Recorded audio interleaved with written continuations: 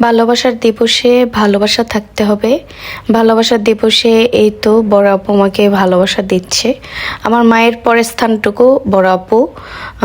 আমার বড় আপুকে আমি মা বলেই ডাকি, কারণ মা একদিন চলে যাবে, কিন্তু বড় আপু যেন মায়ের ভালোবাসাটুকু দিতে পারে, সেটাই করছে আপু। আমি আমার বড় আপুকে নিয়ে, আমার পরিবারকে সবাইকে নিয়ে চলে এসেছি রেস্টুরেন্টে, যে ভালোবাসার দিবসে একটু খাবো, ঘুরবো, আনন্দ করব। তো আমি সব সময় আমার এই পরিবারগুলোকে নিয়ে একটু ভালো থাকার চেষ্টা করি, ভালোবাসা দেওয়ার চেষ্টা করি।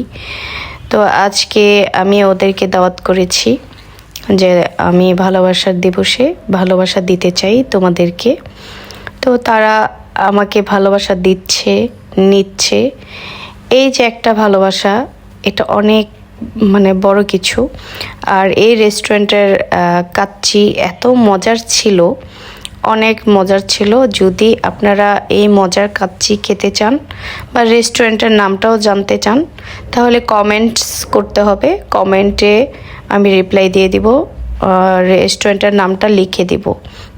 আর এইখানে বড় আপু ফাইজাকে খাইয়ে দিচ্ছে, আর আমি ফটোশ্যুটের জন্য খেতে পারছিলাম না।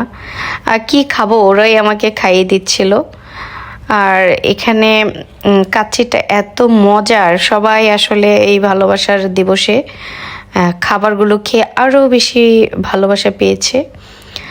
আর আমি এই তো নিয়ে নিচ্ছি, কারণ আপুকে দিচ্ছি, যেন আমরা আর রাতে ডিনার করব না, এখান থেকেই ডিনার করে যাচ্ছি। সবাই মিলে খাচ্ছি। এটা কত যে আনন্দের, এটা আমি বললে বোঝাতে পারবো না।